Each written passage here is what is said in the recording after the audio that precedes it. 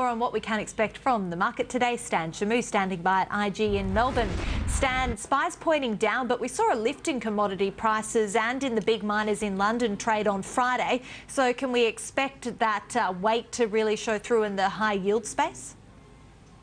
Yeah, absolutely. I think at the moment we're calling the Australian market down 0.7% to start off with at about 47.63. So it definitely will be all about whether or not this bargain hunting we've been seeing across the equity space locally that kicked in on Friday will continue in the short term.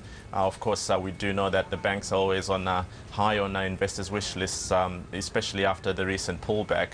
But it will be all about whether or not this can extend to the non-yield plays, the mining companies, for example, which everyone's just fallen out of love with at the moment. And I think at the moment, with iron ore ticking a little bit higher, we would have expected to see a better start for some of these iron ore names and some of the other miners. But we're actually looking at BHP's ADR, and that's pointing down 0.3%, so that's not quite what we expected to see. Iron ore, of course, was up over 1%, so this might eventually see a bit of buying extend through to some of these iron ore miners once that they've filled up on accumulating those banks earlier on.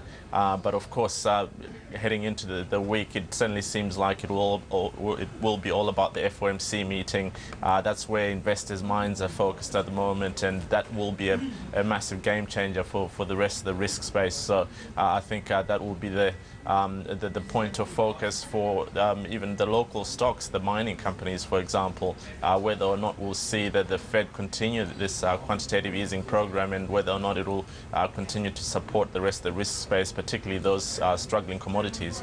Yes, Stan, I think we're down, we're down the 10% that we gained already this year, so we're now sitting pretty much flat as to where we were in January. Do you think that we've reached the bottom at this stage? Of course, last week we were down about 11.2% from the start of from that high. That's near that.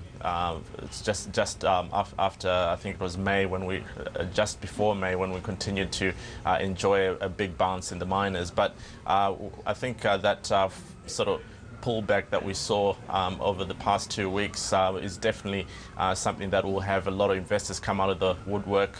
Of course, there were calls that the banks were massively stretched on a valuation basis, but you can't ignore the yield factor that investors were actually attracted to, that appealed to them in the first place. So in the short term, this definitely could be a source of a bounce, particularly for the yield plays, but not necessarily for the risk plays, as it looks like they could be in for further downside if the global economy doesn't recover by as much as investors were expecting. Yes, Stan Shamu, thanks so much. Appreciate your time today.